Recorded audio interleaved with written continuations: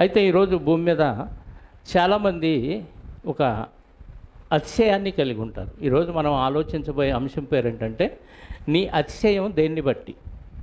నీ అతిశయం దేన్ని బట్టి? లేదా నీకున్న అతిశయం ఏది?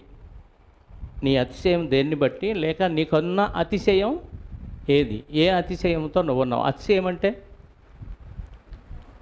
అంటే గర్వం. ఇంకా పర్యాయ పదాలు, ఇంగ్లీష్ అయినా తెలుగు అయినా ఏదైనా చెప్పండి.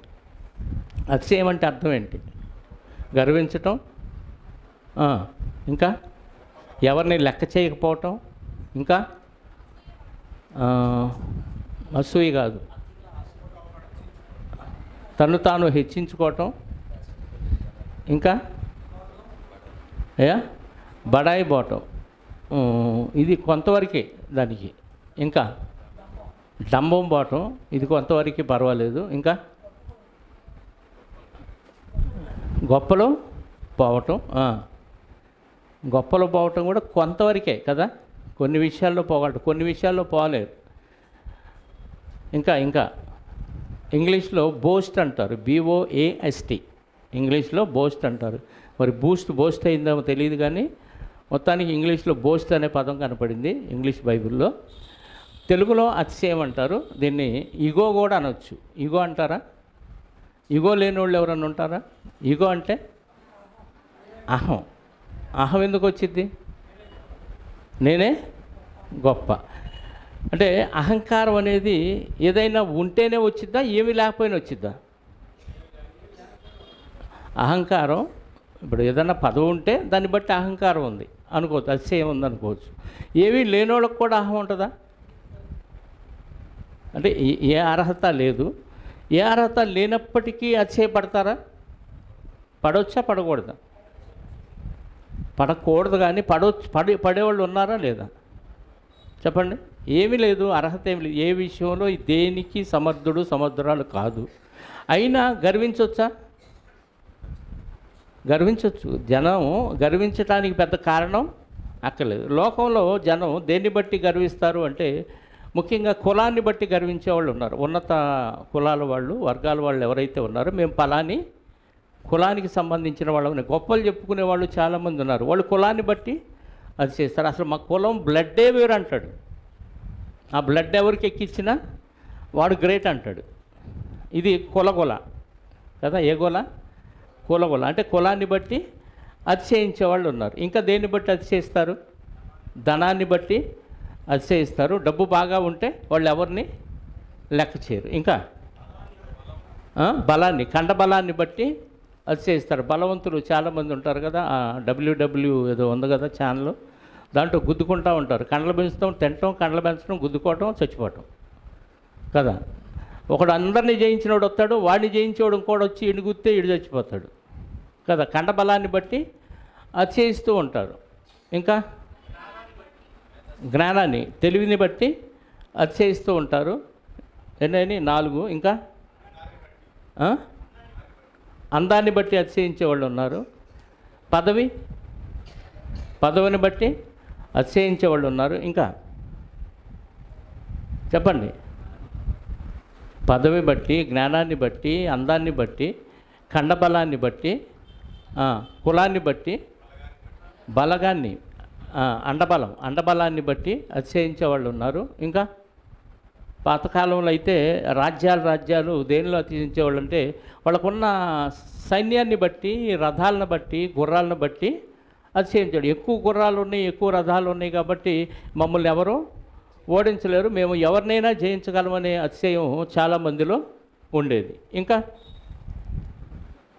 ఫ్రెండ్స్ని బట్టి, ఎక్కువ మంది ఫ్రెండ్ సర్కిల్ ఉందనుకోండి, వాళ్ళు కూడా అతిశయిస్తారు. ఇంకేమైనా ఉన్నాయా అతిశయించడానికి కారణాలు? చెప్పండి. గర్వించటానికి ఇంకేమన్నా కారణాలు ఉన్నాయా? ఇవేనా? ఇంకేమన్నా ఉన్నాయా? గర్వించటానికి ఈ కారణాలు కాక ఇంకేమన్నా ఉన్నాయా అంటే, ఇంకా ఉన్నాయి, కానీ ఏమీ లేకపోయినా అతిశయించే వాళ్ళు చాలామంది ఉన్నారు. ఊరికినే మూతి బిగుసుకుంటారు, ఊరికనే గర్వంగా ఉంటారు. ఎవరితో మాట్లాడరు, ఎవరి జోలికి పోరు, ఎవరి జోలికి రారు. వాళ్ళంటే ఊరుకోరు. ఏముందనంటే ఏమి లేదు. ఏమి లేకపోయినా అతిశయిస్తారంటే అతిశయిస్తారు అంతే. ఎందుకంటే ఇంక అంతే, దానికి రీజన్ ఏమీ చెప్పలేము. అంటే పర్సనల్గా వాళ్ళకి ఒక ఇగోనే అనవచ్చు, దాన్ని ఇగో ఉండొచ్చు. దాన్ని ఎవరైనా హత్య చేసినా అస్సలు తట్టుకోలేదు. వాస్తవంగా దేవుడు ఎంత అతిశయించాలి చెప్పు? దేవుడికి ఏమన్నా అసాధ్యమైంది ఉందా? లేదు. ఆయన ఏమో అతిశయించాడు. పోనీ యేసుక్రీస్తు వారు ఏమన్నా భూమి మీదకి వచ్చినప్పుడు అతిశయించాడా? ఆయన ఏదైనా చేయగలడు. ఏదైనా చేయగలిగిన యేసుక్రీస్తు వారు ఏమన్నా అతిశయించినట్టు కనపడింది అక్కడన్నా? చెప్పండి. కానీ యేసుక్రీస్తుని అంగీకరించిన మనము అన్నిట్లో అతిశయించే పొజిషన్లోకి వెళ్ళిపోయాం. వాస్తవంగా క్రైస్తవులు ఎలా ఉండాలి అనేది మనం ఆలోచిస్తే బైబిల్లో రోమాపత్రిక 6వ అధ్యాయం 3వ వచనం చెప్తున్నాడు. రోమీలకు రాసిన పత్రిక 6వ అధ్యాయము 3వ వచనం. క్రీస్తు యేసులోనికి బాప్తిస్మము పొందిన మీరందరూ, అంటే యేసుక్రీస్తుతో పాటు చచ్చిపోయిన మీరందరూ. బాప్తిస్మం అంటే యేసుక్రీస్తు ఆ రోజు సిలువలో చనిపోయాడు. ఇప్పుడు మనం ఏ రోజైతే బాప్తిస్మం పొందామో ఈ చావు ఆ చావుతో ముడిపెట్టాడు దేవుడు. ఈ బాప్తిస్మం పొంది నీళ్ళల్లో సమాధి అయిపోయిన ఈ మరణం దేంతో పెట్టాడు లింకు? యేసుక్రీస్తు వారు ఆ రోజు సిలువలో చనిపోయిన చావుతో పెట్టాడు. ఆయన అక్కడ చనిపోయాడు. ఇప్పుడు యేసుక్రీస్తుని అంగీకరించి నేను ఇక్కడ నీళ్ళల్లో చనిపోయా అంటే అర్థం ఏంటంటే, క్రీస్తు యేసులోనికి బాప్తిస్మం పొందిన మీరందరూ ఆయన మరణములోనికి చచ్చిపోయారని మీరెరుగరా? బాప్తిస్మం అంటే చావు, పునరుద్ధానం. ఇప్పుడు యేసుక్రీస్తులోకి బాప్తిస్మం పొందామంటే మనం ఏమని అర్థం చెప్పండి? యేసుక్రీస్తు చావులోకి మనం కూడా చచ్చిపోయాం. ఇప్పుడు చచ్చిపోయినోడికి అహంకారం ఉంటుందా? చచ్చిపోయినోడికి ప్రేమ ఉంటుందా? చచ్చిపోయినోడికి పగ ఉంటుందా? చచ్చిపోయినోడికి ద్వేషం ఉంటుందా? చచ్చిపోయినోడికి అతిశయం ఉంటుందా? ఉంటుందా ఉండదా? అంటే క్రైస్తవులకి ఏముండకూడదు చెప్పండి? ఏముండకూడదు? అతిశయం ఉండకూడదు. కానీ ఉందా? అతిశయం ముఖ్యంగా ఎవరిలో ఉందో తెలుసా? బోధించే బోధకుల్లోనే ఉంది. నేను చెప్పినట్టు ఎవడు చెప్పడండి వాక్యం అంటే ఏంది అర్థం చెప్పండి? నాలాగా ఎవడు చెప్పలేడు, నాలాగా ఎవడో మార్చలేడు, నాలాగా నా జ్ఞానం ఎవడికి రాదు, ఎవడికి తెలీదు అన్నావంటే ఏంటి అర్థం? ప్రపంచంలో ఉన్నవారందరూ మనకి తెలియదు. తెలుసా తెలీదా? తెలీదు. ఎవరు ఎంత గొప్పగా బోధిస్తున్నారో, ఎవరు బోధించకుండా పర్సనల్గా వాక్యం చెప్పి కుటుంబాలను దర్శించి ఎంతమందిని క్రీస్తులోనికి తీసుకొస్తున్నారో ఇండివిజువల్గా పరిచయం చేసి మనకు తెలియదు. వాళ్ళు పెద్దగా జ్ఞానం ప్రదర్శించాల్సిన అవసరం లేదు. క్రీస్తు మరణ సమాధి పునరుద్ధానాలు చెప్పి దేవుని ప్రేమను వాళ్ళకు పరిచయం చేస్తే చాలు మారిపోయిన వాళ్ళు చాలామంది ఉన్నారు. మహాజ్ఞానాన్ని బోధించడం వల్ల మారిపోతారు అనుకోవటం అవివేకం. అలాంటప్పుడు నేను బాగా బోధించగలను, నాకు తెలిసినంత జ్ఞానం ఎవరికి తెలియదని అతిశయించే బోధకులు ఉన్నారా లేదా? ఎస్ఆర్నో చెప్పండి. ఉన్నారు. అంటే బోధకులకి ఏముంది? అతిశయం ఉంది. ఇంకేముంది? ఇంకెవరికి ఉంటుంది? చెబుతుంటే వాక్యం చదివేవాళ్ళు ఉంటారు సంఘాల్లో, ప్రతి సంఘంలో ఉంటారు. బయట పరిచర్యకి వెళ్ళినప్పుడు కూడా అసలు నేను చెప్పకముందే టకామని తీసి చదువుతారు. వాళ్ళకి ఏముంటుంది? నాలాగా వాక్యం చదవగలిగిన వాళ్ళు ఎవరు లేరు. అంటే క్రైస్తవుల్లో కూడా అతిశయం ఉంటుంది అంటే ఉంటుంది. మరి బాగా వాక్యం చెప్పగలనని అతిశయం ఉన్నవారు ఉన్నారు, బాగా వాక్యం చదవగలనని అతిశయం ఉన్న వాళ్ళు ఉన్నారు. ఇక పాటల విషయానికి వస్తే నాలాగా పాటలు పాడేవాళ్ళు ఎవరు ఉండరు. నాకున్న స్వరం వేరు, నేను డిఫరెంట్గా పాడతాను, ఎవడు నాలాగా పాడలేడని. సంగీత జ్ఞానం నాకు తెలిసినంతగా ఎవరికి తెలియదని సంగీతాన్ని బట్టి అతిశయించే వాళ్ళు ఉన్నారు, పాటలు పాడేదాన్ని బట్టి కూడా అతిశయించే వాళ్ళు ఉన్నారు. మా సంఘంలో నాలాగా పాట కలిగినోడు ఎవడు లేడు అని అతిశయించేవాళ్ళు కూడా ఉంటారు కదా. వాయిద్యాలు వాయించేవాళ్ళు కూడా అలాగే నాలాగా మ్యూజిక్ వాయించేవాడు ఎవడు లేడని అతిశయించేవాళ్ళు ఉంటారు. ఇంకా ఏ విషయాల్లో క్రైస్తవులు అతిశయిస్తారు చెప్పండి? చెప్పండి. ప్రార్థన బాగా చేస్తామని అతిశయిస్తారా? నాలాగా ప్రార్థన ఎవరు చేయలేరు. చాలాసేపు చేస్తారు కొంతమంది ప్రార్థన. ఏం చేశారంటే ఏం తెలియదు చివరిలో. నాలాగా ప్రార్థన చేసేవాళ్ళు లేరని అతిశయించేవాళ్ళు కూడా ఉన్నారు. తర్వాత నాలాగా పరిచర్యకు హెల్ప్ చేయగలిగిన వాళ్ళు ఎవరూ లేరు. నేను సాయం చేస్తున్నాడు దేవుని పనికి, నాకు డబ్బులు ఉన్నాయి, నేను ఇస్తున్నాను, నువ్వు ఇయ్యగలవా అంటే వీళ్ళు దేన్ని బట్టి అతిశయిస్తున్నారు? నేను పరిచర్యకు సహాయం చేస్తున్నానని అతిశయించేవాళ్ళు కూడా ఉన్నారు. ఇలా క్రైస్తవుల్లో అతిశయము తగని వారుగా ఉండవలసిన వారు, క్రీస్తుతో పాటు క్రీస్తుతో పాటు సిలువలో సమాధి అయిపోయిన వారు బాప్తీసంతో ఈరోజు తిరిగి బతికినట్టుగా బతికి అతిశయిస్తున్నారంటే వీళ్ళు క్రైస్తవులు అనొచ్చా, క్రైస్తవేతరులు అనొచ్చా? చెప్పండి. అతిశయిస్తే మనం ఎవరిలో అతిశయించాలో తెలుసా? లోకంలో వాళ్ళు ఎలా అతిశయిస్తారు, దేవుని బిడ్డలు ఎలా అతిశయించాలో అనేది ఒక మాట మనం ఇర్మియా గ్రంథం 9వ అధ్యాయము 23, 24 వచనాలు చూద్దాం ప్రియులారా. ఇర్మియా గ్రంథము 9వ అధ్యాయము 23, 24 వచనాలు. 23, 24 రెండు చదవండి. యెహోవా ఇలాగు సెలవిచ్చుచున్నాడు, జ్ఞాని తన జ్ఞానమును బట్టియు శూరుడు తన శౌర్యమును బట్టియు అతిశయింపకూడదు. ఐశ్వర్యవంతుడు తన ఐశ్వర్యమును బట్టి అతిశయింపకూడదు. అంటే దేన్ని బట్టి లోకములో ఉన్నవారు అతిశయించకూడదంట? తెలివితేటలు ఉన్నాయి కదా అని తెలివిని బట్టి అతిశయించకూడదు. అది లోక సంబంధమైన తెలివైనా దేవునిలో జ్ఞానమైనా సరే. జ్ఞానం ఎవరిచ్చారు చెప్పండి? జ్ఞానం ఎవరిచ్చారు? ఒకళ్ళు దేవుడు నిన్ను మెంటలోడుగా పుట్టించాడు అనుకో, మెదడు సరిగా పనిచేయని విధంగా పుట్టించాడు అనుకో, నువ్వు ఎంత నేర్చుకుందావన్నా అది లోపల ఉండదు కదా. ఎంత జ్ఞానం, ప్రపంచంలో ఉన్న జ్ఞానం అంతా నేర్చుకున్నా అది లోపల ఉండకుండా ఉండిపోయే ప్రమాదం ఉంది. దేవుడిచ్చిన తెలివితేటలు దేవుడిచ్చాడు కాబట్టి దేవుడికి లోబడాలి, దేవుడికి ఉపయోగించాలి. కానీ ఈ దేవుడిచ్చిన నీ మెదడుని, ఆరోగ్యాన్ని, దేవుడిచ్చిన నీ జ్ఞాపక శక్తిని లోక సంబంధమైన జ్ఞానం నేర్చుకొని ఏమవుతారు మనుషులు? ఈరోజు దేవుడు లేడు అనేవాళ్ళు జాబితాలో మొదటి జాబితాలో వీళ్ళే ఉంది. దేవుడిచ్చిన జ్ఞానాన్ని అనవసరంగా ఉపయోగించి అసలు దేవుడు ఎక్కడ ఉండాలండి, ఉంటే చూపించండి అంటాడు. అర్థమైందా? ఎవరిచ్చిన తెలివితేటలు ఇవి? దేవుడు లేడనే స్థాయికి వీళ్ళు ఎదిగారంటే ఎవరిచ్చిన జ్ఞానంతో ఆలోచించారు? దేవుడిచ్చిన జ్ఞానంతో ఆలోచించి చివరికి దేవుడే లేడనే పొజిషన్లోకి వెళ్ళిపోయారు. కాబట్టి జ్ఞాని తన జ్ఞానమును బట్టి అతిశయింపకూడదు. ఒకవేళ జ్ఞాని తన జ్ఞానాన్ని బట్టి అతిశయించాలంటే ఏం చేయాలో తెలుసా?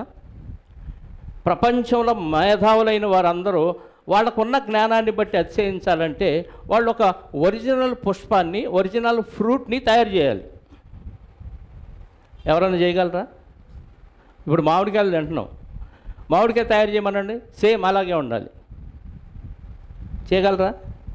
మామిడికాయ లాంటి ఆకారం కాదు, మామిడికాయల నుంచి పిండి ఎసెన్స్ చేసి మ్యాంగో జ్యూస్ కాదు, మ్యాంగో ఫ్రూట్ జ్యూస్ కాదు, ఒరిజినల్ మామిడికాయ లేదా ఒరిజినల్ పుష్పాలు ఏ పుష్పమైనా సరే సేమ్ సుగంధం రావాలి, సేమ్ ఒరిజినాలిటీ ఉండాలి, కోస్తే వడిలిపోవాలి, చెట్టునుంటే వెలుగుతూ చిగురిస్తూ ఉండాలి.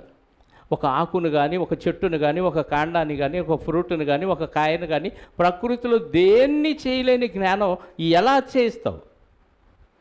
జ్ఞాని ఏ జ్ఞాని అతిశయించడానికి వీలు లేదు. ఏ జ్ఞాని అతిశయించడానికి వీలు లేదు. తర్వాత జ్ఞాని తన జ్ఞానమును బట్టి అతిశయింపకూడదు. శూరుడు తన శౌర్యమును, బలం, ఈ కండలు తిరిగిన వీరుడు, జూడోలు, కరాటేలు, కుంగ్ఫులు ఇవన్నీ నేర్చుకున్న వీరుడు అతిశయించకూడదు. వీడిని మించినోడు రేపు వస్తాడు, ఆడిని కొట్టేస్తాడు. శూరత్వం ఎంతకాలం ఉంటుంది? వీరత్వం ఎంతకాలం ఉంటుంది? ఏదో ఒకరోజు శరీరంలో శక్తి తగ్గిపోయింది. అప్పుడు నేర్చుకున్న విద్యలు కానీ, శరీరం సహకరించే విధానం కానీ మారిపోద్ది. అప్పుడు నీ శూరత్వం ఏమైద్ది? నీ కండబలం ఏమైద్ది చెప్పండి? ఉంటుందా?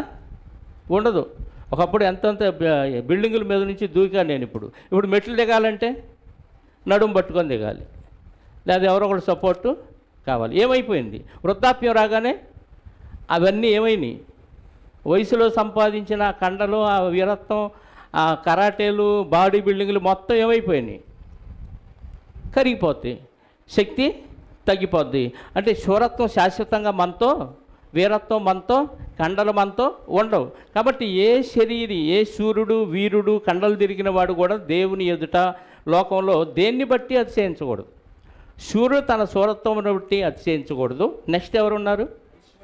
ఐశ్వర్యవంతుడు తన ఐశ్వర్యమును బట్టి అతిశయింపకూడదు. ఎగ్జాంపుల్ చెప్పుకుంటే బోల్డ్ ఉన్నాయి. మన లోకంలో ఎగ్జాంపుల్స్ కంటే బైబిల్లో ఎగ్జాంపుల్సే మనకు చాలా ఇంపార్టెంట్. ఎందుకంటే లోకంలో ఎన్నో జరుగుతూ ఉంటాయి, వస్తూ ఉంటాయి, పోతూ ఉంటాయి కదా. అదన్నీ మనం వార్తల ద్వారా వింటమే తప్ప ఖచ్చితంగా మనం ప్రత్యక్షంగా చూసిన కథనాలు ఏమీ కావు.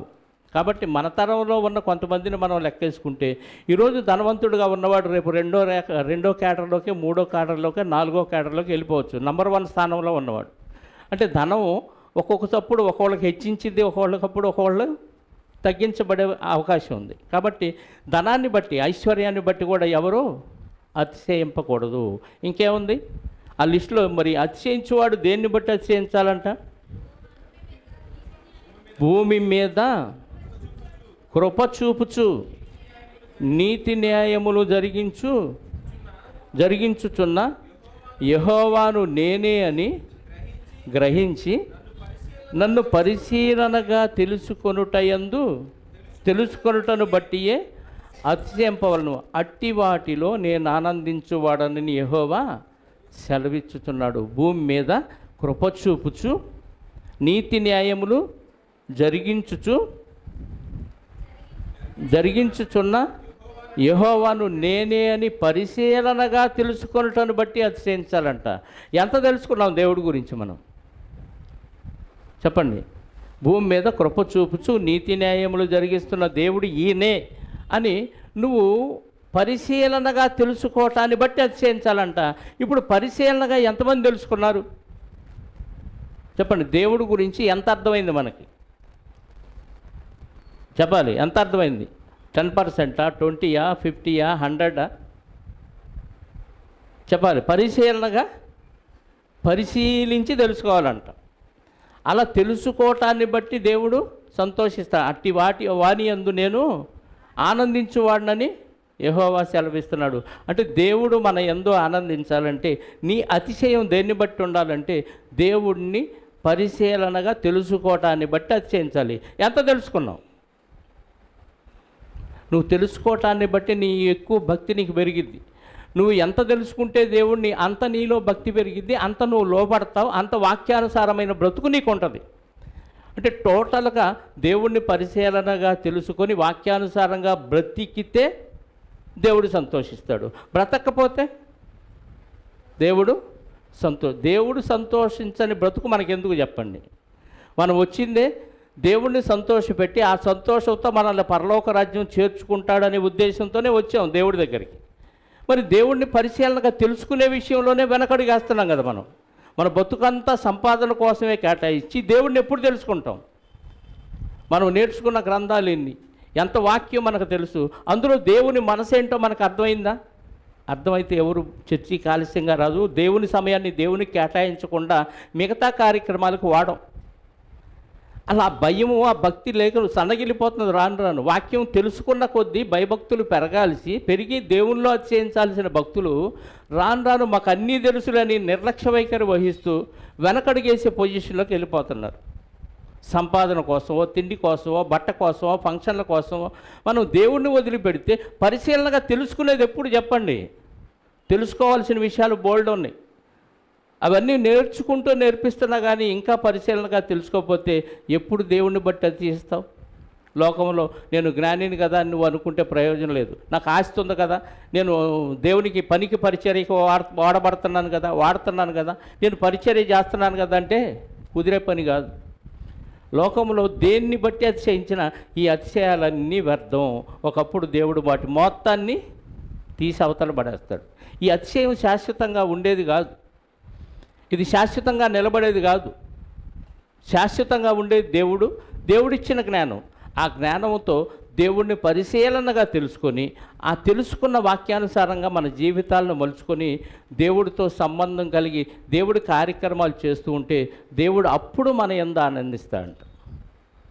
యేసుక్రీస్తు వారి యందు దేవుడు ఏమన్నాడు? బాప్తీసం ఇచ్చినప్పుడు ఏమన్నాడు? అక్కడ లూకాసు వార్త 4, మత్తయి వార్త 4వ అధ్యాయంలో ఉంటాయి కదా, ఈయన నా ప్రియకుమారుడు, ఈయన యందు నేను, అక్కడే ఉందా మాట, రూపాంతరపు కొండ మీద ఉందా?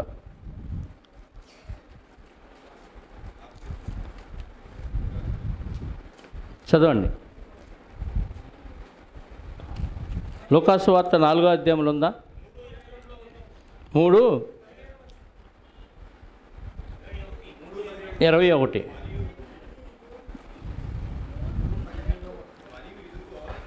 మరియు ఇదిగో ఈయనయే 22 పరిశుద్ధాత్మ శరీరాకారముతో లోకాసువార్త 3వ అధ్యాయము 22 చదువుతున్నాను. పరిశుద్ధాత్మ శరీరాకారముతో పావురం వలె ఆయన మీదకి దిగి వచ్చాను. అప్పుడు నీవు నా ప్రియకుమారుడవు, నీయందు నేను ఆనందించుచున్నానని ఒక శబ్దము ఆకాశము నుండి వచ్చాను. అంటే యేసుక్రీస్తునందు దేవుడు ఆనందించాడు. ఎందుకు? ఆయన ఏంటో ఈయన అర్థం చేసుకున్నాడు. ఆయన చెప్పిన పని తూచా తప్పకుండా నెరవేర్చాడు కాబట్టి యేసునందు దేవుడు ఆనందించాడు. మరి నీ యందు నా యందు ఆనందిస్తున్నాడా? ఆనందించాలంటే మనం ఏం చేయాలి? ఆయన పరిశీలనగా తెలుసుకొని చెప్పండి, తెలుసుకొని ఏం చేయాలి? సైలెంట్గా ఇంట్లో కూర్చోవాలి, అంతే. వండుకున్నది తిని హ్యాపీగా మిగతా కార్యక్రమాల్లో నేను చూసుకోవటమేనా? పరిశీలనగా తెలుసుకొని పాటించాలి. ఒక ప్రార్థనకు వస్తే ఒక ప్రార్థనకు రారు, ఒక ప్రార్థన రాకపోతే ఇంకో దానికి రారు. అక్కడ వాక్యం ఎక్కడ ఉండదో, ఇక్కడ వాక్యం అక్కడ ఉండదు. మరి ఇంకెప్పుడు నేర్చుకుంటారు? ఎప్పుడు ఆచరిస్తారు? తెలుసుకోవటంలోనే ఆసక్తి లేకపోతే ఉన్న అతిశయం ఏంటి నీకు? వెళ్ళపోతే ఏమైంది? మనకు తెలియని విషయాలా ఏంటి? ఈ రోజు కాకపోతే రేపైనా ఏదో ఒక రూపంలో చెప్తాడు, అప్పుడు చూద్దాను. అప్పుడు దా నువ్వు బతికుండాలి. ఈలోపు తెలుసుకోకపోతే ఏమైపోతాం? అర్థం కావట్లేదు. దేవుని భక్తి ఎందుకో మనుషులకు అర్థం కావట్లా. అన్ని ఎలాగైతే సమయానికి వెళ్ళిపోయి ఆడికి వెళ్ళి చెంపలేసుకొని, పాపాలేదో టపటపా ఉప్పేసుకొని, వరాలేయో కోరుకొని, చెంపలేసుకొని, ఒక కొబ్బరికాయ కొట్టి, ఒక చెప్ప అక్కడ పెట్టి, ఒక చెప్ప తెచ్చుకున్నట్టుగా అయిపోయింది మన భక్తి. వాళ్ళకి మనకి తేడా లేదా? వాళ్ళకి భక్తిగా ఎలా బతకాలో తెలియదు, నీతి న్యాయాలు ఎలా అనుసరించాలో వాళ్ళకి తెలియదు. ఇవి ఎవరు నేర్పించరు. నువ్వు దేవుడికి దండం పెట్టుకో, కోరికలు ఏమైనా ఉంటే కోరుకో, పైన ఏదో పెడతాడు, కొబ్బరికాయ చెప్పేస్తాడు, వెళ్ళిపో అంటాడు, అన్నీ ఆశీర్వాదాలు. కానీ ఇక్కడ ఏంటి? క్యారెక్టర్ మార్చుకోవాలి. దేని యందు మనం అతిశయించడానికి వీలు లేదు.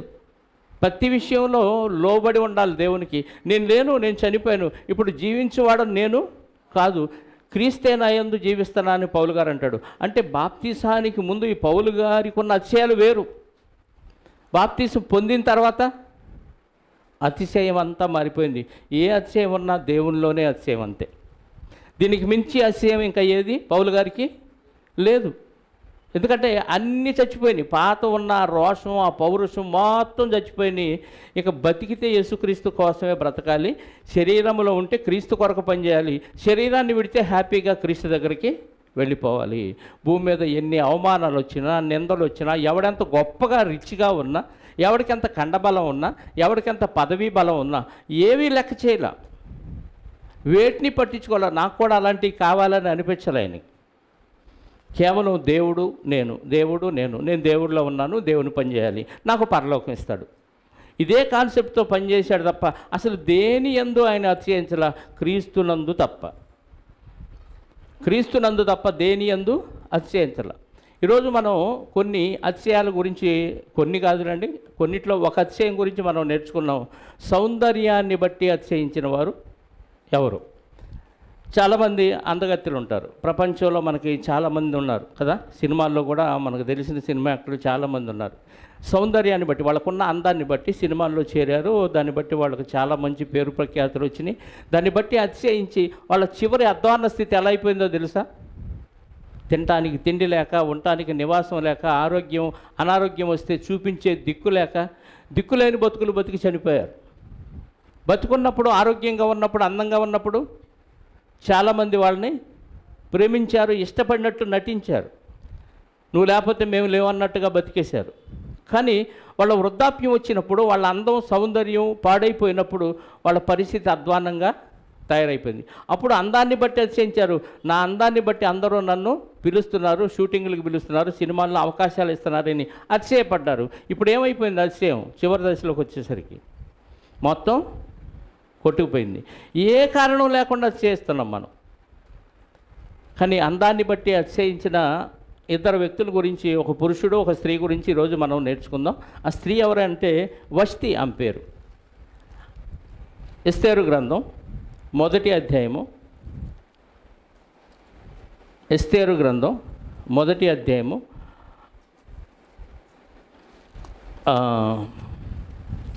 9వ వచనం నుండి చదువుదాం. మిగతా మ్యాటర్ అంతా అవసరం లేదు కానీ ఎస్తేరు గ్రంథం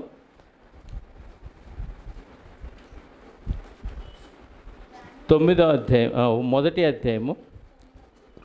సందర్భం, అహష్వేరోషు అనే ఒక రాజు పరిపాలిస్తూ ఉన్నాడు. ఆయన పరిపాలనలో 127 సంస్థానాల మీద ఆయనకి పరిపాలన అధికారం ఉంది. అలాంటి రాజుకి ఒక కోరిక కలిగింది. ఆ కాలంలో షూషను ఒక కోటలో ఆయన ఉండి రాజ్య పరిపాలన చేస్తూ ఉన్నప్పుడు తన ఏలుబడి యందు 3వ సంవత్సరమున తన అధిపతులకందరికీ సేవకులకును విందు చేయించెను. 127 సంస్థానాల మీద అధిపతి అంటే చక్రవర్తి. ఆయన పేరు అహష్వేరోషు రాజు. ఆయన 127 సంస్థానాల నుంచి గొప్ప వాళ్ళని అందరినీ పిలిపించి, సామాన్యుల్ని మామూలుగా అందరినీ పిలిపించి ఒక పెద్ద ఉత్సవం చేశాడు. సేవకులందరికీ విందు చేశాడు.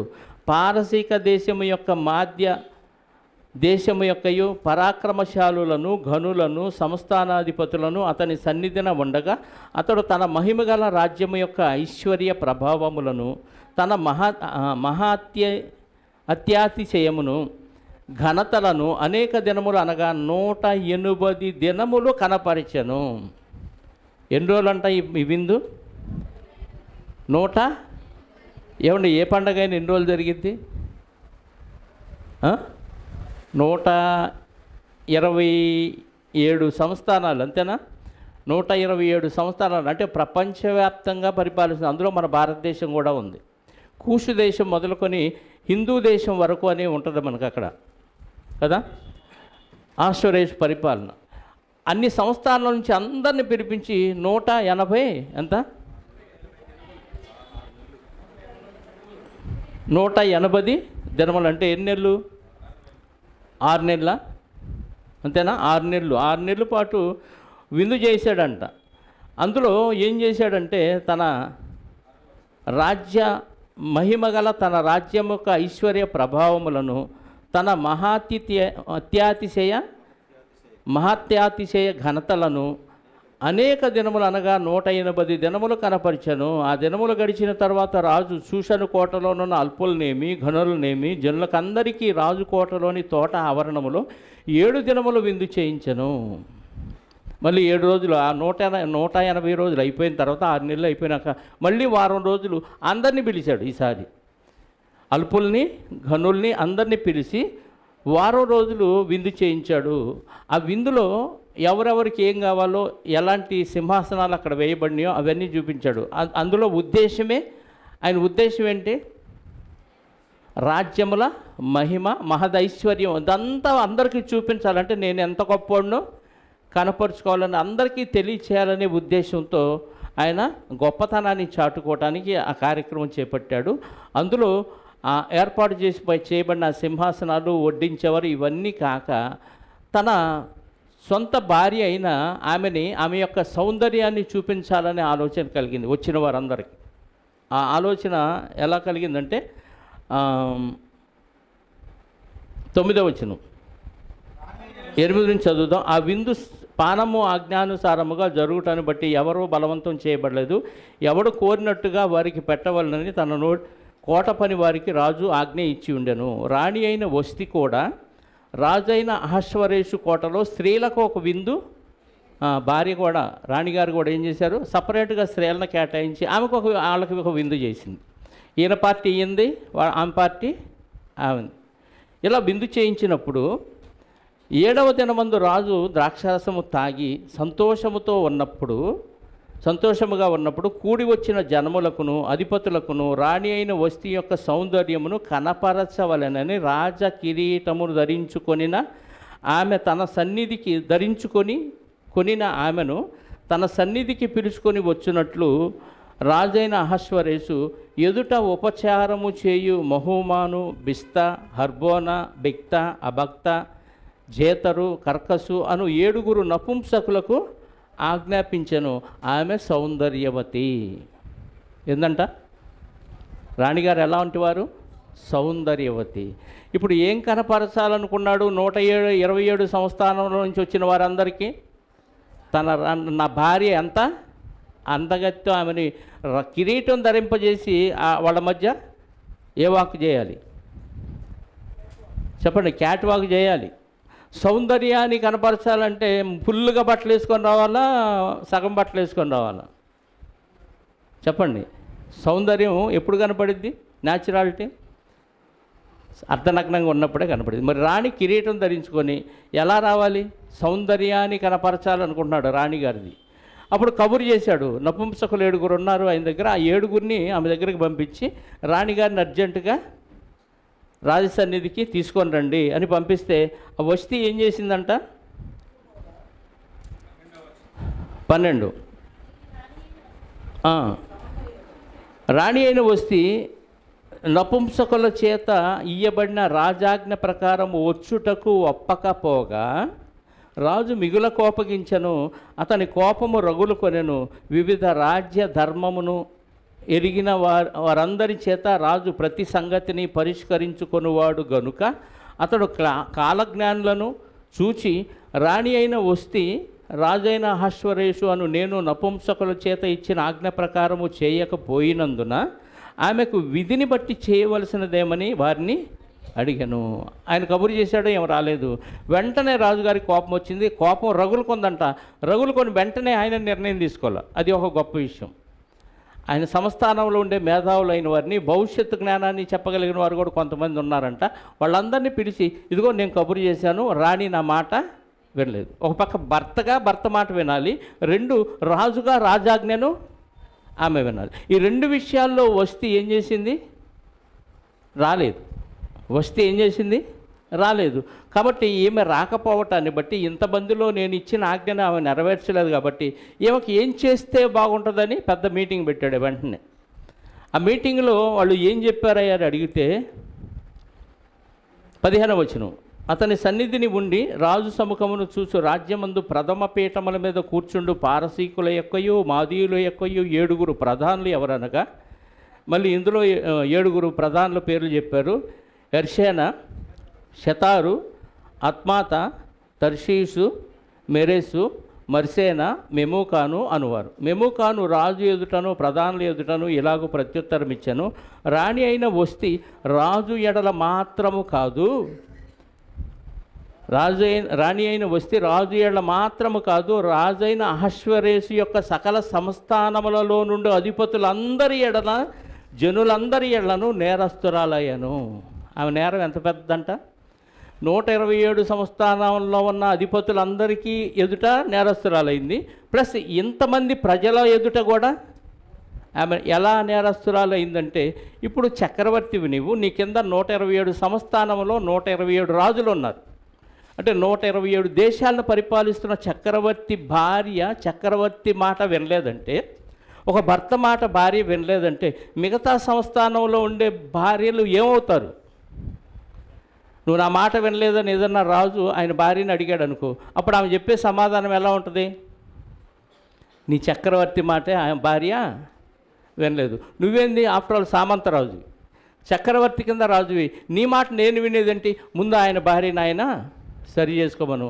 ఆమె వింటే మేమందరం వింటాం, ఆమె వినకపోతే మేమందరం వినమని ఈ 127 సంస్థానాల్లో ఉన్న రాజుల భార్యలందరూ తిరస్కరిస్తారు. ప్లస్ 127 సంస్థానాల్లో ఉన్న ప్రజలందరూ కూడా రాజుగారి భార్య రాజుగారి మాట వినట్లేదు, ఆఫ్టర్ ఆల్ నువ్వు సామాన్యుడివి, నీ మాట నేను వినాలా అంటారు. అంటే టోటల్గా భార్యల సమూహం అంతా కలిసి ఏం చేస్తుంది? తిరుగుబాటు చేసింది. ఏమంటే ఒక చక్రవర్తి భార్య సౌందర్యాన్ని బట్టి అతిశయించి తిరస్కరిస్తే అంటే ఆమెకున్న గర్వం ఏంటి? నేను అందగత్తెని, నన్ను కాక రాజు ఏం చేస్తాడు? నన్ను పోగొట్టుకోడు రాజు, నన్ను పోగొట్టుకోడు. ఎందుకంటే నా అందం ఆయన్ని ఆకర్షించింది కాబట్టి నన్ను వదులుకోడు అనే ఒక అహం ఉంటుంది. అందగత్తెలందరికీ ఉండే అహం ఇదే. సినిమా యాక్టర్లకు ఉన్న అహం అదే. ప్రపంచంలో అందగత్తెలు ఎవరైనా ఉంటే వాళ్ళకు ఉన్న అహం ఏంటి? నాకున్న అందాన్ని బట్టి అందరూ నన్ను కోరుకుంటారు, నేను ఏది చెబితే అది వింటారు, అంతే కదా. ఇప్పుడు ఈమెకు కూడా అదే అహం ఉంది. దీనికంటే మించిన అహం ఆయనకి అహశ్వరేష్ రాజుకుంది. నేను 127 సంస్థానాల మీద అధిపతిని, నేను ఇంత బలం నాకుంది అని ఆయనకున్న అతిశయం ఆయనకుంది. 2 అతిశయాల మధ్య ఈమె సౌందర్యానికి ఉన్న అతిశయం దేనికి పనికి రాకుండా పోయింది. అప్పుడు అడిగాడు, ఈమెకి ఏమి చేద్దామని అంటే, రాణి నీ ఒక్కడి ఎడల కాదు, 127 సంస్థానాల్లో ఉన్న అధిపతుల ఎడల ప్లస్ ప్రజలందరి ఎడల నేరస్తురాలైంది. అంటే ఏం చేద్దామని అడిగినప్పుడు రాజుగారు చెప్తున్న సమాధానం 17వ వచనం. ఏలయనగా రాజైన అహష్వేరోషు తన రాణి అయిన వస్తీ తన సన్నిధికి పిలుచుకొని రావాలని ఆజ్ఞాపింపగా ఆమె రాలేదని సంగతి బయలుపడగానే స్త్రీలందరూ దాన్ని విని ముఖము ఎదుటనే తమ పురుషులకు తిరస్కారము, ప్రజలందరూ పురుషులకి తిరస్కారం మొహానే చెప్పేస్తారంట. రానే వినలేదు, చక్రవర్తి భార్యే వినలేదు. ఆఫ్టర్ ఆల్ మీరేంటని మొహానే వాళ్ళ భర్తలకి చెప్పేస్తారు. అని జరగబోయేది భవిష్యత్తును ఎరిగే వాళ్ళని కూడా పిలిచాడుగా. అతడు కాలజ్ఞానులను చూచి అన్నాడు 14వ వచనంలో పిలిచి కదా. అప్పుడు స్త్రీలందరూ దాన్ని విని ముఖం ఎదుటనే తమ పురుషులకు తిరస్కారము చేయుదురు. మరి పారసీకుల యొక్కయు మాదీయుల యొక్కయు నాయక పత్నులు రాణి చేసిన దాన్ని సమాచారం విని రాణి పలికినట్లు ఈ దినమందు రాజు యొక్క అధిపతులందరితో పలుకుదురు. దీనివలన బహు తిరస్కారము కోపము పుట్టును. వాళ్ళేమో మేము రావంటారు, భర్తలేమో కోపం వచ్చింది చితగొట్టేస్తారు. మీలాగా విచారించేవాళ్ళు కాదు మిగతా భర్తలు. ఏం చేస్తారు? రానంటావని ఈడు చేస్తారు, చితగొట్టేవాళ్ళు చితగొడతారు, పుట్టింటికి పంపించేవాళ్ళు పుట్టింటికి పంపిస్తారు. కాబట్టి దీనివల్ల బహు కోపం పుట్టును, తిరస్కారము కోపం పుట్టును. రాజునకు సమ్మతి అయిన రాణి వస్తీ రాజైన అహష్వేరోషు సన్నిధికి కనుక రాకూడదని తమరి యొద్ద నుండి ఒక రాజాజ్ఞ పుట్టవలెను. ఇంకా జీవితంలో ఆ వస్తీ మిమ్మల్ని కలుసుకోకూడదు, నీ సన్నిధికి ఇక రావటానికి అర్హత లేదు. అంటే రాణి పోస్ట్ ఏమైంది? ఊడిపోయింది. రాణి పోస్టు ఊడిపోయింది. రాణి పోస్టు ఊడిపోవటం వల్ల వస్తీ సౌందర్యం ఉన్న ఒకటే, లేకపోయినా ఒకటే. ఇప్పుడు ఏమైనా చూసిన వాళ్ళందరూ ఏమవుతారు? ఇదిగో ఏమో అందాన్ని చూసి రాజు యొక్క భార్యగా ఉండే అహంకారం, ఆ అవకాశాన్ని పోగొట్టుకొని అహంకారంతో ఏమేమైంది? తన భార్య పోస్ట్ని ఓడబీక్కుంది అని అందరూ అంటారు. దెబ్బతో ఇక రాజు సన్నిధికి ఎప్పటికీ రాకూడదు. అలాంటి శాసనం ఒకటి పుట్టించాలని రాజుగారికి చెప్పారు. మరియు అది తప్పకుండానట్లు పారసీకుల యొక్కయు మాదీయుల యొక్కయు న్యాయము చొప్పున నియమింపవలెను.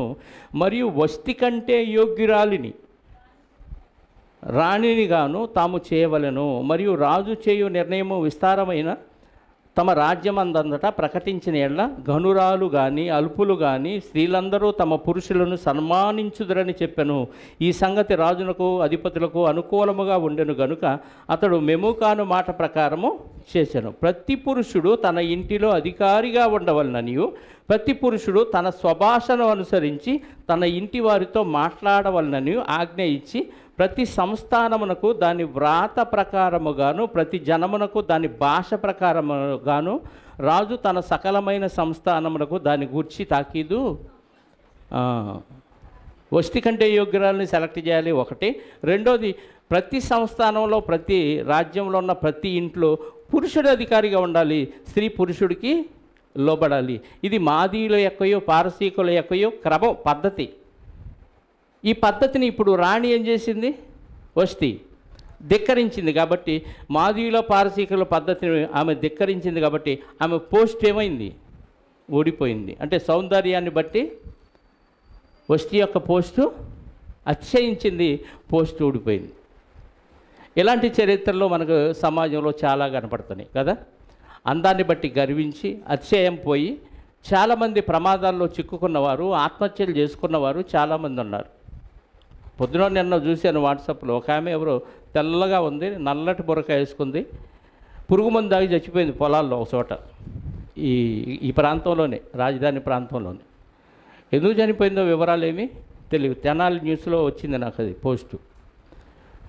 చక్కగా ఉంది, అందంగా ఉంది. మరి సౌందర్యాన్ని బట్టి అలా చేసుకుందో, మరి ఏ అవమానం జరిగిందో ఏం జరిగిందో మనకైతే విశేషాలు ఏమీ తెలియవు. అందుకే బైబిల్లో ఒక మాట ఉంది కదా, 31వ అధ్యాయం 30వ వచనంలో ఏముంది? 30 సామెతలు 31:30. అందము మోసకరము, సౌందర్యము వ్యర్థము. అందం మోసకరం, సౌందర్యం వ్యర్థం. మనకి పురుషుల్లో మరొక వ్యక్తి ఉన్నాడు, ఆయన దావీదు గారి కుమారుడు, ఆయన పేరు అబ్షాలోము. అబ్షాలోము ఎంత అందగాడో ఒక మాట మనం బైబిల్లో చూద్దాం. సమూయేలు 2వ గ్రంథం, సమూయేలు గారు రాసిన 2వ గ్రంథం 14వ అధ్యాయము 25, 26 వచనాలు.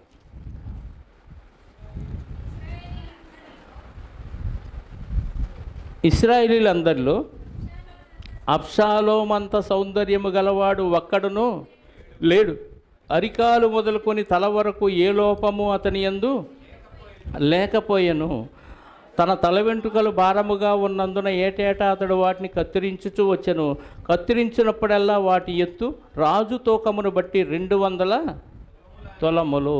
200 తులాలంటే ఎన్ని కేజీలు? తులానికి 11.66 గ్రాములు అన్నారు, నేను తెలుసుకున్న దాన్ని బట్టి. అంతేనా ఏమదో? తులానికి ఎన్ని గ్రాములు? 11.66 అని నేను విన్నాను. 660 అంతే కదా. ఇప్పుడు 200 తులాలంటే ఎన్ని కేజీలు వస్తాయి? 200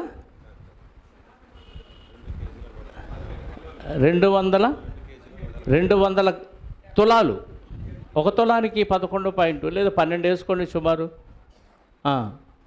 12 గ్రాముల చొప్పున 200 తులాలంటే 200 × 12 ఎంత? 2 కేజీల 330 గ్రాములు. ఇది సంవత్సరానికి ఆడవాళ్ళకి పెరిగిద్దా ఎంత జుట్టు చెప్పండి? సంవత్సరానికి ఒకసారి ఆ జుట్టు తీస్తేనంట, అబ్షాలోము గారి జుట్టు ఎంతంట? 2 కేజీ. వెంట్రుకలకి ఎంత విలువ ఉందో తెలుసా? ఇప్పుడు చిక్కెంటికలు కొంటామని వెళ్ళమ్మట వస్తున్నారుగా, చూసారా? 100 గ్రాములు 50 గ్రాములు అమ్ముతాం. అది ముసలి జారిపోయినాయి, ఊడిపోయిన వెంట్రుకలన్నీ పోగు చేసి చిక్కు ఉన్నాయి అమ్మితే. మీరు చెప్పండి, వెంట్రుకలు ఎంతకు అమ్ముతారు మీరు? వెంకటేశ్వర గారు అమ్మరా షాపులో? ఫ్రీగా ఇచ్చేస్తారా? తెలి మీ దగ్గరకు రావా? మామూలుగా క్రాప్ చేస్తారు కదా.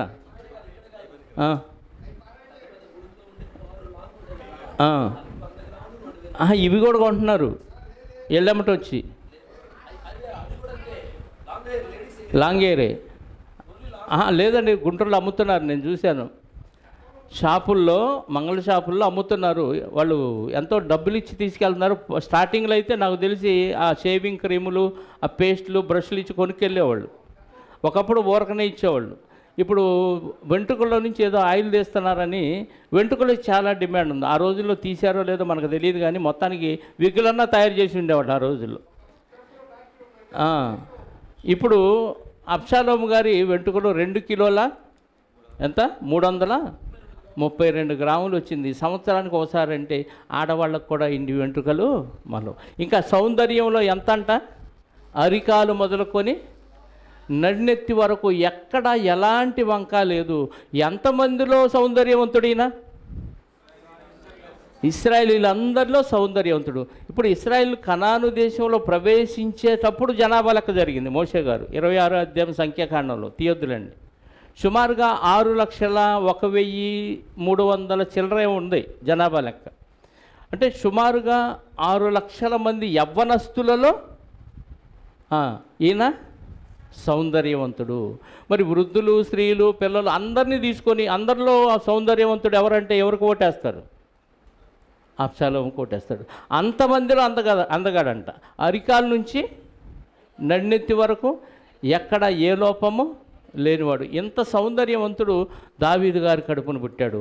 అయితే విచిత్రం ఏంటంటే దావీదు గారు యూదుల్లో, ఇశ్రాయేల్లో చేసుకున్న వారికే ఈయన పుట్టలేదు. ఈయన అన్యరాజు కుమార్తెకు పుట్టిన వ్యక్తి. దావీదు గారు అన్యరాజు స్త్రీలను చేసుకున్నాడంటే చేసుకున్నాడు. ఎలా తెలుసు మనకి అని అడిగితే అదే సమూయేలు గ్రంథంలో రాయబడిన ఒక మాటని మనం చూడగలిగితే 3వ అధ్యాయము 22-3 వచనాలు చూద్దాం.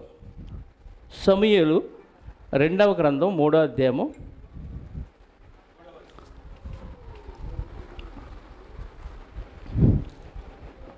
దావీదు గారికి చాలామంది భార్యలు ఉన్నారు. మన సంఘంలో దావీదు గారికి కాదండి, అపార్థం చేసుకోకండి. ఇశ్రాయేల్ రాజు అయిన దావీదు గారికి ఆయన సమూయేలు 2వ గ్రంథం 3వ అధ్యాయము 2-3 వచనాలు చదివితే దావీదు గారికి చాలామంది భార్యలు ఉన్నారు. ఆ భార్యల్లో ఒక ఆమె పేరు 3వ అధ్యాయము ఎందుకు 2 నుంచి చదువుదాం. హెబ్రోన్లో దావీదునకు పుట్టిన కుమారులు ఎవరనగా అమ్నోను అతని జ్యేష్ఠపుత్రుడు అజ్రయేలీయురాలకు అహీనోయము వలన పుట్టెను. ఈమె ఎవరంట? అహీనోయము అనే భార్యకి అమ్నోను పుట్టాడు. ఇతను జ్యేష్ఠ కుమారుడు దావీదు గారికి. కిలియాబు అను 2వ వాడు కర్మేలీయుడగు నాబాలు భార్య అయిన అబీగయాల వలన పుట్టాడు. వీళ్ళ స్టోరీలు మనకు తెలుసు. 3వ వాడైన అబ్షాలోము గెషూరు రాజుకు తల్మయి కుమార్తెకు మైకా వలన పుట్టెను. ఎవరైనా? గెషూరు రాజు, అన్య రాజు. ఇశ్రాయేలునందరినీ పరిపాలిస్తుంది దావీదు గారు. అయితే ఇప్పుడు వేరే రాజు కుమార్తెను చేసుకున్నాడు. ఇదే విషయం మనకి దినవృత్తాంతాల్లో ఇంకా క్లారిటీగా ఉంది. అంటే దావీదు గారికి ఎంతమంది భార్యలు, ఎంతమంది సంతానం అనేది మనం చూడగలిగితే 3వ అధ్యాయము 2వ దినవృత్తాంతాల గ్రంథం 2వ వచనం చదువుదాం. గెషూరు రాజు అయిన తల్మయి కుమార్తె అయిన మైకాకు పుట్టిన అబ్షాలోము 3వ వాడు.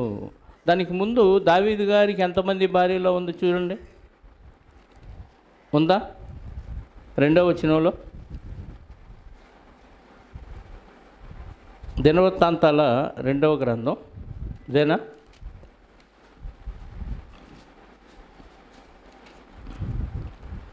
రైట్. గెషూరు రాజు అయిన ఎవరు? ఈయన పేరు తల్మయి. ఆమె తల్లి పేరు మైకా కదా. ఆమె కూతురు పేరు మైకా. మైకాని ఈయన చేసుకుంటే ఆమె వల్ల పుట్టిన ఆయనే అబ్షాలోము. అంటే ఒక ఇశ్రాయేలులో చేసుకున్న భార్యలో పుట్టిన సంతానం కంటే ఎక్కువ సౌందర్యవంతుడు ఎవరున్నారంటే అబ్షాలోము. తనకున్న సౌందర్యాన్ని బట్టి ఆటోమేటిక్గా ఆయనకు అతిశయం అనేది సహజంగా ఉంటుంది. ఎందుకంటే ఇశ్రాయేలులో ఎవరు లేరు అంత అందగాడు. అలాంటి అందగాడికి ఒక కుట్ర ఆలోచన వచ్చింది. దాని వెనక కూడా ఒక కారణం ఉంది. ఇప్పుడు మొదటి భార్య కుమారుడు అమ్నోను ఉన్నాడు కదా. అమ్నోను ఈ అబ్షాలోము చెల్లెల్ని మోహించాడు. అబ్షాలోముకి అమ్నోనికి తండ్రి ఎవరు? దావీదు గారు. తల్లులు వేరు. ఈ అబ్షాలోముకి చెల్లెలు ఒక ఆమె ఉంది. ఆమె కూడా సౌందర్యవతి. అబ్షాలోమే సౌందర్యవంతుడు అంటే ఆయన చెల్లెలు కూడా సౌందర్యం. ఆమె పేరు తామారు. 13వ అధ్యాయంలో ఉంటుంది ఇదంతా. ఇప్పుడు తీసి చదవటానికి సమయం లేదు. ఆమె చెల్లెల్ని అన్న మోహిస్తాడు. మోహించి ఒక నాటకం ఆడతాడు. ఆ నాటకం ప్రకారంగా ఆమె ఈయన దగ్గరికి తేబడుతుంది. అప్పుడు అందరినీ బయటికి పంపించి నాకు రొట్టెలు చేసి పెట్టు అని చెప్పేసి ఆమెని పాడు చేస్తాడు. అప్పుడు ఆ అవమానాన్ని తట్టుకోలేక ఆమె వస్త్రాన్ని ధరించుకొని బయటికి వెళ్ళిపోతే ఏడుస్తా. అప్పుడు అబ్షాలోము చూస్తాడు. ఏమ్మా ఏం జరిగింది ఏంటి? అన్న దగ్గరికి వెళ్ళావు కదా, ఎందుకు ఏడుస్తూ వస్తున్నావు అని విచారిస్తే జరిగిన విషయం చెప్పింది. సైలెంట్గా ఉంటాడు అబ్షాలోము. కోల్డ్ బ్లడెడ్ మర్డర్ అంటారు చూసారా? అంటే రక్తం ఉడికిపోయి ఆవేశంలో చేసే నేరం వేరు. కోపం వచ్చినప్పుడు సహజంగా ఎవరికైనా రక్తం ఉడికిపోయి వేడెక్కి కోపంతో ఏదేదో నేరాలు చేస్తారు. అలా నేరం చేసిన వాళ్ళు ఎక్కువ మంది ఉంటారు జైల్లో. కానీ ఆ కోపాన్ని అణుచుకొని ఆ పగని లోపల పెట్టుకొని ప్రశాంతంగా ఉన్నప్పుడు మంచి ఆలోచన చేసి దీనికి ఎలా ప్రతీకారం చేయాలా అని అనుకున్న వాళ్ళు చాలా ప్రమాదం. అలాంటి ప్రమాదకరుడు ఈ అబ్షాలోము. చేసినప్పుడు ఊరుకున్నాడు. వెళ్ళి అమ్నోని ఏంట్రా ఇలా చేసావని ఆవేశంతో వెళ్ళి రంకెలేసి కొట్ల సైలెంట్గా ఊరుకున్నాడు. వెళ్ళిపోమ్మని పంపించాడు.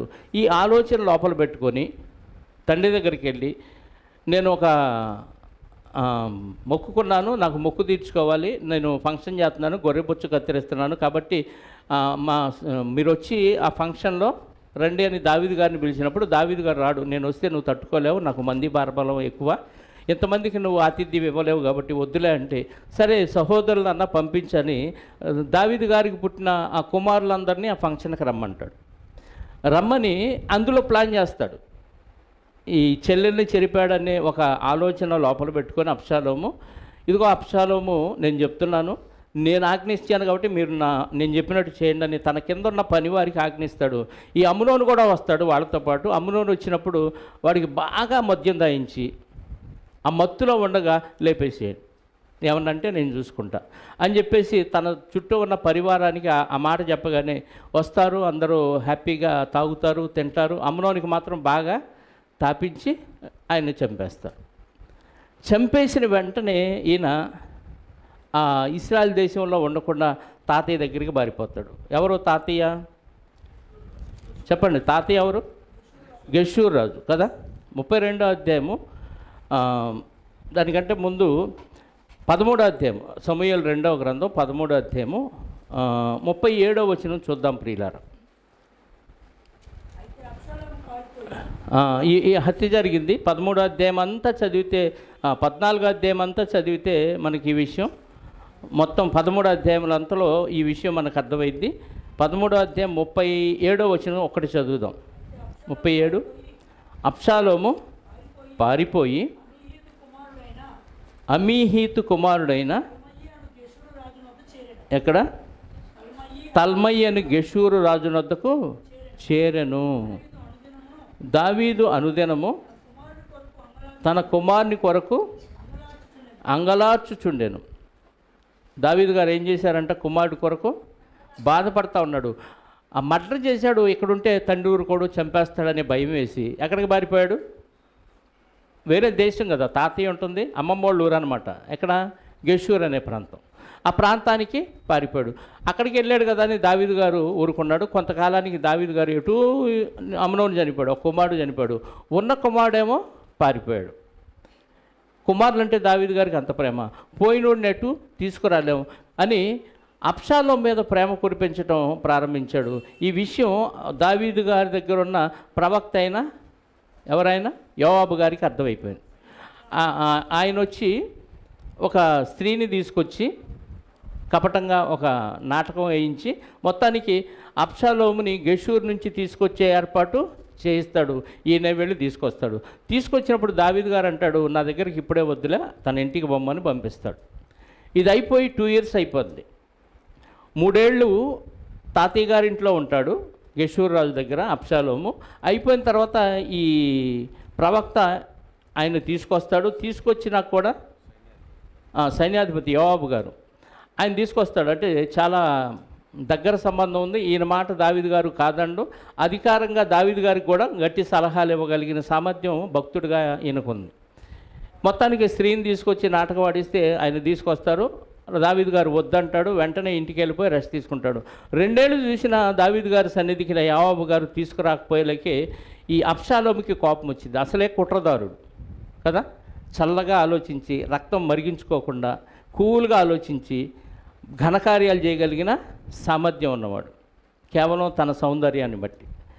ఇప్పుడు యోవాబు గారు 2 సార్లు కబురు చేస్తాడు, అయ్యా యోవాబు గారు, నన్ను గెషూర్ రాజు దేశం నుంచి తీసుకొచ్చావు కదా, మా నాన్నగారి దగ్గరికి తీసుకెళ్ళు అని అంటే 2 సార్లు కబురు చేసినా రాడు. ఈయన చూసి ఈయన కోపం వచ్చి, అరే మన చేలు పక్కనే యోవాబు గారి చేలు ఉన్నాయి కదా, ఎవల చేలు, ఎవల ధాన్యం అనేది అప్పుడు పంట, ఆ చేలు తగలబెట్టండి అని చెప్తాడు పనివాళ్ళకి.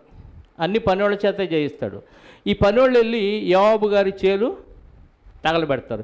చేలు తగలబడి అని అంటే ఎవరు తగలబెట్టించారంటే పలానా అబ్షాలోము తగలబెట్టించారని వార్త తెలిసింది. అప్పుడు పరుగున యోవాబు గారు ఎక్కడికి వస్తాడు? అబ్షాలోము దగ్గర. ఏంటి నా చేలు తగలబెట్టించావు ఇలా? ఏంటంటే 2 సార్లు కబురు చేశా.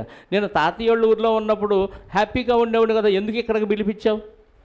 నాన్నగారి దగ్గరికి అర్జెంటుగా తీసుకెళ్ళు, లేకపోతే ఇంకా నష్టం జరిగిద్దని బెదిరించేలేకే చచ్చినట్టు యోవాబు గారు దావీదు గారి దగ్గరికి తీసుకెళ్తాడు. అయిపోయింది. అది అయిపోయిన తర్వాత మళ్ళీ దావీదు గారి దగ్గరకు వచ్చి ఏం తెలియనట్టు ఆయనకి సాగిలపడి నమస్కారం చేసి ఒక మాట అడుగుతాడు దావీదు గారిని. అంటే ఇదంతా చదివించడానికి సమయం లేదు కాబట్టి స్టోరీ లాగా చెప్తున్నాను. ఏమడుగుతాడంటే, నేను గెషూర్ దేశంలో ఉన్నప్పుడు నా అన్నని మర్డర్ చేసి పారిపోయాను కదా, అక్కడ ఉన్నప్పుడు నేను ఒక మొక్కుకున్నాను దేవునికి, నన్ను ఖచ్చితంగా హెబ్రోనుకు చేరిస్తే, అంటే మా సొంత ప్రాంతానికి నన్ను చేరిస్తే నీకు మొక్కు తీరుస్తాను అని దేవుడికి మొక్కుకున్నాడంట. ఈ మాట చెబితే ఎవరైనా నమ్ముతారా? నమ్మరా? చెప్పండి. నమ్ముతారు కదా. అంటే దావీదు గారు ఏ మాట చెబితే నమ్ముతాడో తెలుసు. నేను మొక్కుకున్నాను కాబట్టి ఇప్పుడు మొక్కు తీర్చుకోవటానికి నేను వెళ్తున్నాను, దయచేసి పర్మిషన్ ఇవ్వమంటే ఓకే మొక్కే కదా తీర్చుకో అంటాడు. అది కూడా ఏం సాగు చెప్పాడు? నేను అక్కడ ఉన్నప్పుడు తిరిగి హెబ్రోనుకు నన్ను చేస్తే నీకు ఈ మొక్కు తీరుస్తానని మొక్కున్నాను. దేవుడి పేరు మీద అబద్ధం ఆడి వెళ్ళిపోయి కొంతమంది జనాన్ని పోగేసుకొని దావీదు గారి దగ్గరికి న్యాయం తీర్చుకోవడానికి కొంతమంది వస్తుంటే మధ్యలోనే ఆపి, ఎక్కడికి వెళ్తున్నారంటే అయ్యగారి దగ్గరికి మేము న్యాయం కోసం వెళ్తున్నామంటే, అక్కడ మీ న్యాయం తీర్చగలిగిన వాడు ఎవడో సమర్థుడైన వాడు ఆయన దగ్గర లేడు, మా నాన్న దగ్గర లేడు, ఏంటో మీరు న్యాయం ఏంటో నాకు చెప్పండి నేను తీరుస్తానని కొన్ని సెటిల్మెంట్లు ఈయనే చేయటం ప్రారంభించాడు. ఇలా చేసి వచ్చిన వాళ్ళందరూ చేతిని అలా ముద్దు పెట్టుకుంటున్నాడంట. ఎవరు? అబ్షాలోము. అంటే వీళ్ళందరికీ ఏమర్థమైందంటే దావీదు గారే ఈయనకి పర్మిషన్ ఇచ్చాడు. ఆ మధ్య కదా దావీదు గారిని కలిసి వచ్చాడు కాబట్టి దావీదు గారే పర్మిషన్ ఇచ్చాడు కావాలా, ఆయన కుమారుడే కదా అని ఈ అబ్షాలోమే మనకు రాజుగా ఉంటే బాగుంటుందని అందరూ ఈయన పక్షంగా చేరాడు. ఇదంతా కుట్ర దావీదు గారికి తెలియదు. మొత్తానికి అందరినీ పోగేసుకున్నాడు. కొంతమంది మాత్రం తెలియకుండానే ఈ అబ్షాలోము పక్షంగా చేరి, ఇది దావీదు గారికి తెలుసు అనుకునే భ్రమలో దావీదు గారికి మంచి ఫ్యాన్స్ అయిన వాళ్ళు కూడా అబ్షాలోము పక్షంగా చేరాడు. నేను ఎప్పుడైతే బాకా ఊతానో మీరందరూ అబ్షాలోముకి జయము, అబ్షాలోము యెరూషలేములో ఏలుచున్నాడని ప్రకటన చేయండి అని ఒక సూచన చెప్పి వాళ్ళకి అందరి చేత జయధ్వనాలు చేయించుకొని ఈయన రాజసింహాసనం ఎక్కాలనే ఉద్దేశంతో తను తానే ప్రతిష్ఠించుకున్నట్టుగా ఇశ్రాయేలీయులందరిలో పుకారు పుట్టిస్తాడు. దీంతో అందరూ అబ్షాలోము పక్షంగా చేరతాడు. ఈ కుట్ర జరిగే వరకు దావీదు గారికి ఈ విషయం తెలియదు. దాంతో విషయం అంతా జరిగిపోయిన తర్వాత ప్రమాదం పొంచి ఉందని అర్థమైపోయిన దావీదు గారు పారిపోతాడు అరణ్యాన్ని. ఏమంటే అంత బలవంతుడు పారిపోయే పరిస్థితి వచ్చింది. కేవలం తన కన్న కొడుకే తన సౌందర్యాన్ని చూసుకొని గర్వించి రాజ్యసింహాసనాన్ని తండ్రి దగ్గర నుంచే కొట్టేయాలనే దురాలోచన చేయటాన్ని బట్టి దావీదు గారు అరణ్యానికి పారిపోయే పరిస్థితి వచ్చింది. 15వ అధ్యాయంలో అదే ఉంటుంది. చూడండి ఒక మాట, 7వ వచనం నుంచి చూద్దామా. సమూయేలు 2వ గ్రంథం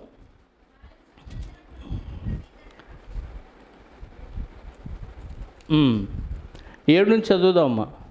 4 సంవత్సరాలు గడిచిన పిమ్మట అబ్షాలోము రాజు వద్దకు వచ్చి, నీ దాసుడైన నేను సిరియా దేశంలో అనగా గెషూర్ నందుండగా యెహోవా నన్ను యెరూషలేమునకు తిరిగి రప్పించిన ఎడల నేను ఆయనను సేవించదనని మొక్కుకొని ఉంటిని గనుక నేను హెబ్రోనుకు పోయి యెహోవాకు మొక్కుకొనిన మొక్కుబడి తీర్చుకొనుటకు నాకు సెలవిమ్మని మనవి చేయగా రాజు సుఖముగా పొమ్మని సెలవిచ్చాను కనుక అతడు లేచి హెబ్రోనుకు పోయాను. అబ్షాలోము మీరు బాకానాదం విన్నప్పుడు అబ్షాలోము హెబ్రోన్లో ఏలుచున్నాడని కేకలు వేయడని చెప్పుటకై ఇశ్రాయేలు గోత్రములన్నిటి యొద్దకు వేగుల వారిని పంపించను. విందుకు పిలువబడి ఉండి 200 మంది యెరూషలేములో నుండి అబ్షాలోముతో కూడా బయలుదేరి ఉండిరి. వీరు ఏమీ తెలియక యథార్థమైన మనసుతో వెళ్ళి ఉండిరి. మరియు బలి అర్పింపవలని ఉండి అబ్షాలోము గిలోహీనుడైన అహితోపేలును అను దావీదు యొక్క మంత్రిని గీలో అను అతని ఊరిలో నుండి పిలిపించి ఉండెను. అబ్షాలోము దగ్గర వచ్చిన జనము మరీ ఎక్కువ ఒకటి చేత కుట్ర బహు బలమాయెను. ఇశ్రాయేలు అబ్షాలోము పక్షముగా వహించినని దావీదునకు వర్తమానమురాగా దావీదు యెరూషలేములందున్న తన సేవకులందరికీ ఇలాగూ ఆజ్ఞ ఇచ్చెను, అబ్షాలోము చేతిలో నుండి మనం తప్పించుకొని రక్షించుకొనలేము. మనం పారిపోదాము రండి. అతడు హఠాత్తుగా వచ్చి మనలను పట్టుకొనక మనకు కీడు చేయకను పట్టణమును కత్తివాత హతము చేయక ఉండునట్టు మనము త్వరగా వెళ్ళిపోదాము రండి అని చెప్పి పారిపోయాడండి. ఆయన ఎందుకు పారిపోయాడంటే అబ్షాలోమును చంపడం పెద్ద గొప్ప విషయం కాదు, కన్న కొడుకు పేగుబంధం. రెండవది, నా వలన మిగతా జనం చనిపోతారు. యుద్ధం జరిగింది కదా, ఆ జనం చనిపోతారని రాజ్యాన్ని విడిచి పారిపోయాడు. మొత్తానికి ఇశ్రాయేల్ దేశాన్ని అబ్షాలోము కుట్రతో వశపరుచుకొని పరిపాలిస్తున్నాడు. దావీదు గారు అరణ్యానికి పారిపోయిన దావీదు గారిని కొడుకు వదిలిపెట్టల. మళ్ళీ తరుముతూ ఎక్కడున్నాడని ఎంక్వైరీ చేసి చాలా తతంగాలన్నీ చేసి మొత్తానికి పలానా చోట ఉన్నాడని తెలుసుకొని యుద్ధాన్ని ప్రకటించి యుద్ధానికి బయలుదేరాడు.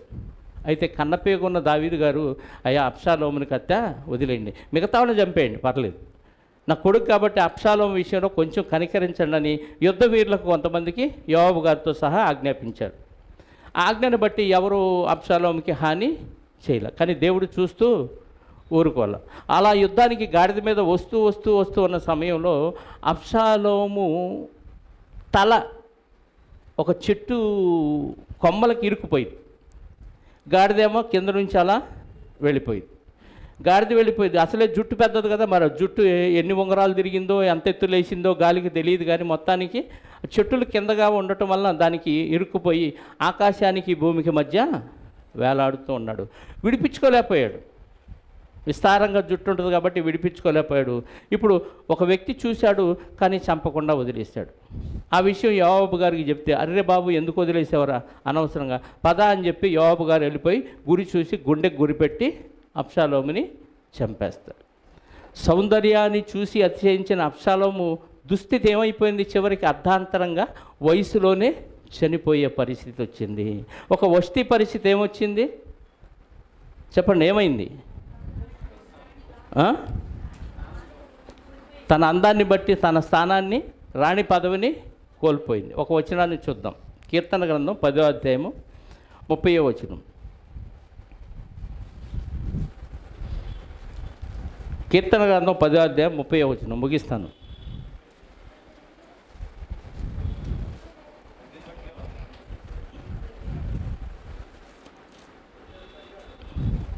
పదో అధ్యాయం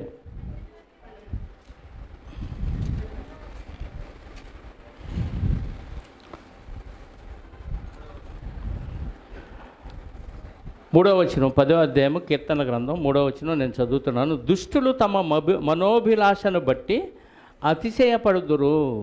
అందులో మనకు కావాల్సింది అదే. దుష్టులు తమ మనోభిలాషను బట్టి, అంటే అబ్షాలోము దుష్టుడు తన మనసులో పుట్టిన కోరికను బట్టి ఏమయ్యాడు? అతిశయపడ్డాడు. అతిశయం ఏమైపోయింది చెప్పండి? అర్ధాంతరంగా తన ప్రాణాన్ని కోల్పోవటానికి పరిస్థితులు, అలాంటి పరిస్థితుల్లోకి దారి తీసింది. కాబట్టి అబ్షాలోము చరిత్ర లేదా వస్తీ చరిత్ర మనం తెలుసుకున్న తర్వాత, ఎవరో అందాన్ని బట్టి, సౌందర్యాన్ని బట్టి, రంగును బట్టి అతిశయించకూడదు. కాబట్టి అందాన్ని బట్టి అతిశయించే వారికి దేవుడు ఇద్దరు వ్యక్తులను చూపించాడు. అది స్త్రీలైనా పురుషులైనా సరే, దాన్ని బట్టి అతిశయించి మీ యొక్క పదవిని లేదా మీ యొక్క ఆయుష్కాలాన్ని కోల్పోకూడదని ప్రేమతో మనవి చేస్తూ ఈ మాటలు ముగిస్తున్నాను. మిగతా పాఠం వచ్చేవారం దేవుని చిత్తమైతే నేర్చుకుందాం. ప్రార్థన చేసుకుందాం. పరిశుద్ధుడైన మా కన్న తండ్రి, మహోన్నతుడ, మీ ఘనమైన నామాన్ని బట్టి స్తోత్రాలు. అతిశయం ఎంత ప్రమాదకరమో, ఏ అతిశయమైనా సరే క్రీస్తునందు తప్ప మరి దేని యందు ఉండకూడదని మీ వాక్యం ద్వారా మాకు నేర్పించారు. అన్ని రాజు కుమార్తెకు పుట్టిన అబ్షాలోము సౌందర్యాన్ని ఇచ్చారు. మీరు ఆకార నిర్మాణాన్ని చేసేది మీరే. మీరిచ్చిన సౌందర్యాన్ని బట్టి అతిశయించి దురాలోచన చేసి కన్న తండ్రికే మరి ప్రమాదాన్ని కలుగజేసి, కన్న తండ్రి దగ్గరే కుట్ర చేసి, పదవి కాంక్షతో తండ్రి అతను అర్ధాంతరంగా తన దేహాన్ని, తన ప్రాణాన్ని కోల్పోయిన పరిస్థితి. అలాగే వస్తీ తన సౌందర్యాన్ని చూసుకొని రాజాజ్ఞను సైతం ధిక్కరించి తండ్రి తన పదవిని కోల్పోయిన సందర్భాన్ని మాకు తెలియజేశారు. మేము కూడా సౌందర్యాన్ని బట్టి ఏ విధమైన అతిశయం మేము పొందకూడదని మీ వాక్యం ద్వారా మాకు తెలియచేసిన విధానాన్ని బట్టి స్తోత్రాలు. కాబట్టి దుష్టులు ఆపత్తు రాకమునిపే మేము మేల్కొని అతిశయించకుండా మీ యొక్క బాటలో నడిచే భాగ్యాన్ని మాకు అనుగ్రహించమని కోరుకుంటూ, వచ్చిన బిడ్డలందరిని బట్టి స్తోత్రాలు. రావాలని ఆశ కలిగి రాలేక ఇబ్బందుల్లో ఉన్న బిడ్డలకు మీ చిత్తమైతే మరొక తరుణాన్ని అనుగ్రహించమని బతిమలాడుచు, మహిమ, ఘనత, ప్రభావాలు మా అందరి ద్వారా మీరే పొందుకొనమని, వచ్చిన వారిలో ఎవరెవరికి ఎలాంటి ఇరుకులు, ఇబ్బందులు, అవసరాలు ఉన్నాయో మీకు తెలిసినైనా ప్రతి ఒక్క అవసరత క్రీస్తులో మీ చిత్తమైతే తీర్చమని కోరుకుంటూ, మరి తిరిగి ఎవరి గృహాలకు వారు వెళ్ళుచుండగా సురక్షితంగా ప్రతి ఒక్కరిని గమ్యానికి చేర్చి, మీ చిత్తమైతే మీ కుమారుని రాకడ ఆలస్యమైతే మరొకసారి మేమంతా కలుసుకొని మీ వాక్యాన్ని ధ్యానించగలిగే ధన్యతను మాకు ప్రసాదించమని మా రక్షకుడు నీ ప్రియకుమారుడైన క్రీస్తు యేసు యొక్క ఉన్నతమైన, శ్రేష్టమైన, పరిశుద్ధమైన నామములో ప్రార్థించి అడిగి వేడుకొనిచున్నాను పరలోకపు తండ్రి. ఆమేన్.